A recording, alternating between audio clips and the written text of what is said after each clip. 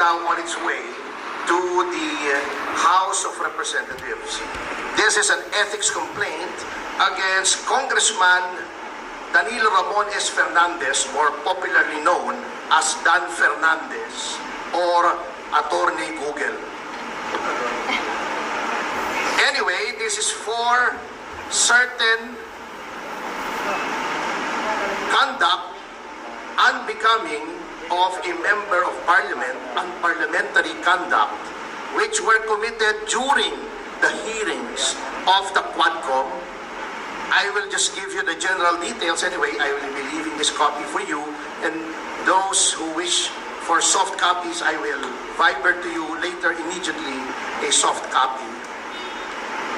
If you recall, noon pong nililitis o dinidinig yung tungkol sa mga pogo, kinatawan ko po roon. Nirepresent ko si Miss Catherine Cassandra Leong. At lahat naman po tayo saksi sa ginawang paglabag sa mga karapatan ni Miss Cassie Leong. Specifically, not only the deprivation of the right to counsel, but physically, this was unprecedented in legislative history in this country. Nahaharangin mo yung abogado at hindi mo palalapitin sa kanyang kliyente during a legislative hearing, sapagkat ang karapatan na magkaroon ng abogado upang makipagsangguni ang isang testigo sa legislative hearing ay ginagarantiya ng walang iba kundi ng ating saligang batas.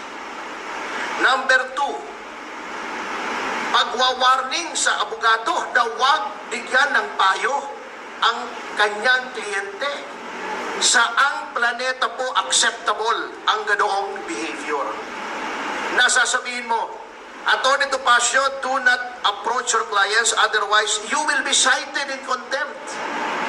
How is that even possible?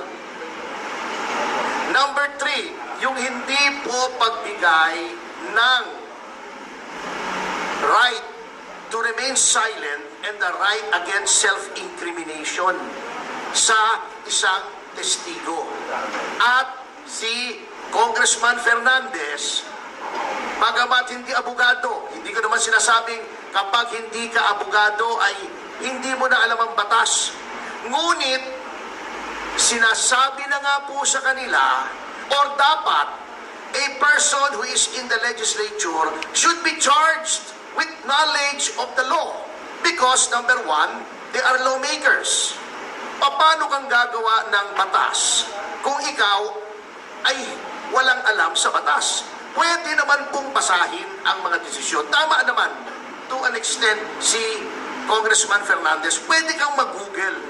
At mag-google mo yung mga kaso. At kung meron kang hindi naintindihan sa kaso, meron ka namang legal staff siguro.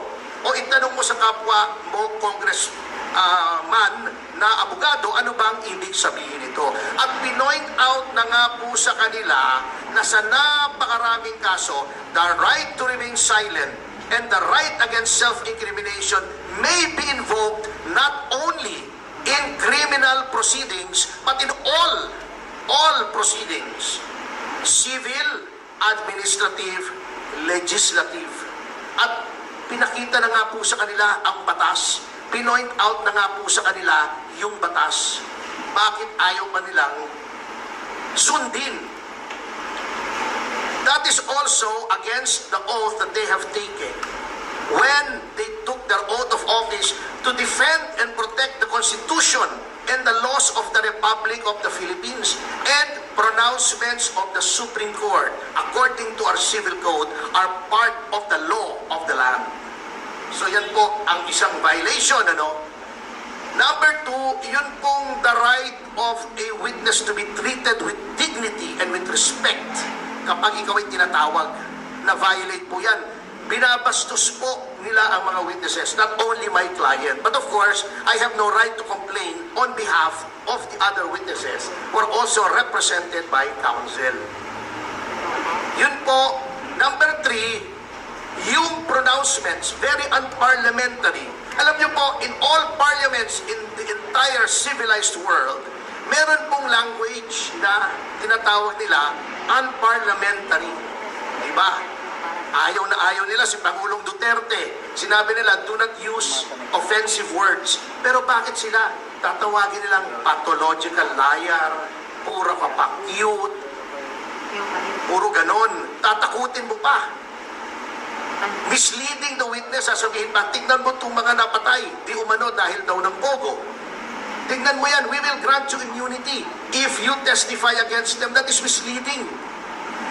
The legislature cannot grant immunity. It is only the prosecution in certain cases and the prosecution with the consent of the court in other cases that may grant immunity by way of making a witness, a state witness. It is not for the legislature to grant immunity. They can only grant transactional immunity, which I can explain later on, but they cannot grant complete immunity. So, pagsama-samahin yan, ayaw nilang pakausap sa abogado. Bago tatakutin nila para magsalita against her right to self-incrimination and against the right to remain silent. Pagkatapos, igagrant mo na, papangakuan mo ng immunity na wala ka namang kapangyarihang ibigay. All of these are parliamentary conduct. And nakalagay po, may rules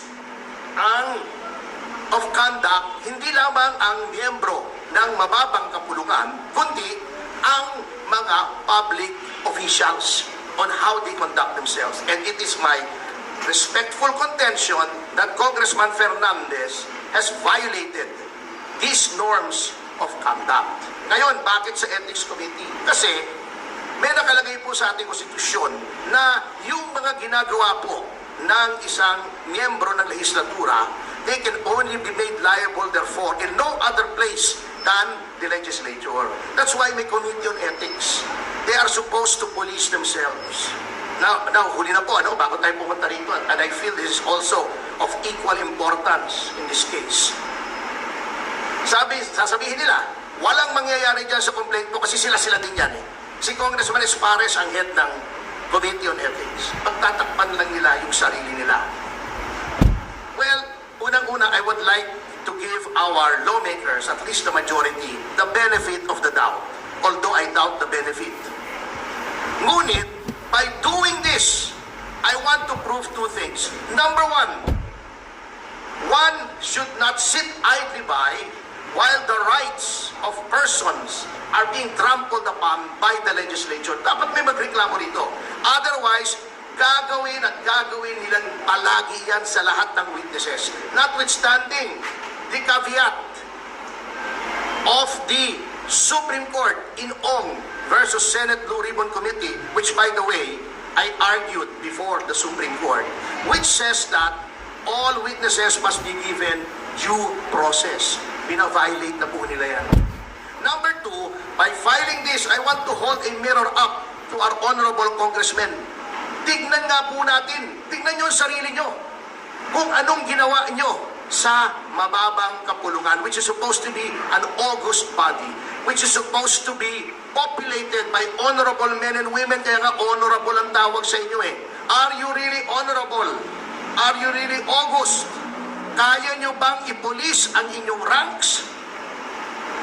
Do you still have any shred of decency left in your bodies para makita na mali ang ginagawa ng isang miyembro